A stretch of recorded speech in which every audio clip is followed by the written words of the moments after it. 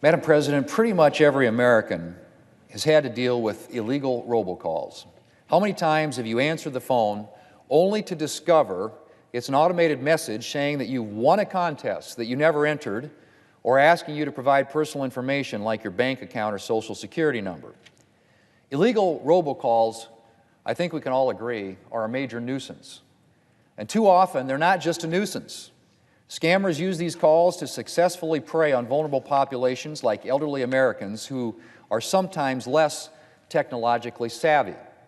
Scammers target the kind of personal information that can be used to steal your money and your identity. And when scammers are successful, the consequences for their victims can be devastating. While there are laws and fines in place right now to prevent scam artists from preying on Americans through the telephone, these measures have been insufficient. In many cases, robocall scammers simply build the current fines into the cost of doing business. On top of this, the Federal Communications Commission's enforcement efforts are hampered by a tight time window for pursuing violators. And that's why I introduced the legislation before us today, the Telephone Robocall Abuse Criminal Enforcement and Deterrence Act, or the TRACED Act, along with my fellow Commerce Committee member, Senator Markey. The TRACED Act provides tools to discourage illegal robocalls, protect consumers, and crack down on offenders.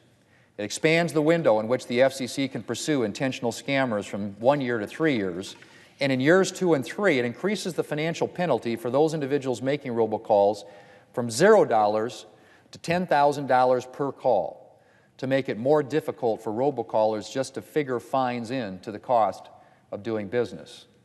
It also requires telephone service providers to adopt new call verification technologies that would help prevent illegal robocalls from reaching consumers in the first place. And importantly, it convenes a working group with representatives from the Department of Justice, the FCC, the Federal Trade Commission, and the Department of Commerce, the Consumer Financial Protection Bureau, state attorneys general, and others to identify ways to criminally prosecute illegal robocalling. Well, Madam President, criminal prosecution of illegal robocalling can be challenging.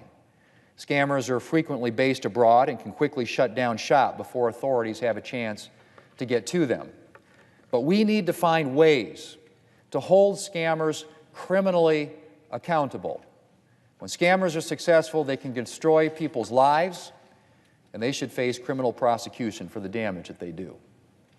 I'm very pleased that the TRACE Act has attracted a tremendous amount of support from members of both parties. In fact, 84 senators have signed on as co-sponsors of this bill. I'm especially grateful to Senator Markey for partnering with me on this legislation. I appreciate Chairman Wicker and Ranking Member Cantwell for prioritizing this bill as they've assumed the reins at the Commerce Committee. I'm also very pleased that this bill has attracted tremendous support from state governments and industry and consumer groups. All 50 state attorneys general support this bill, and it's been embraced by the AARP, Verizon, AT&T, CTIA, U.S. Telecom, NTCA, Consumer Reports, and a number of other organizations. It's also supported by all of the current commissioners at the Federal Trade Commission and the Federal Communications Commission. Madam President, I think we all know that the TRACE Act won't prevent all illegal robocalling. I think we can all agree it is a big step in the right direction. It will make life a lot more difficult for scam artists and help ensure that more scammers face punishment for their crimes. I'm excited that the full Senate is voting on this bill today, and I hope that the House will quickly take it up so that we can get this legislation to the President's desk. And before I close, Madam President, I'd be remiss if I didn't quickly thank several staff members whose tireless efforts helped get us here today. In my office, I'd like to recognize Alex Sakian and Nick Rossi. I'm thankful for their dedication and expertise. I'd also like to thank Dan Ball and Crystal Tully, who serve on Chairman Wicker's team at the Commerce Committee, Daniel Green on Senator Markey's staff, and John Branscombe and Sean Bone on Ranking Member Cantwell's staff. This truly was, Madam President, a team effort.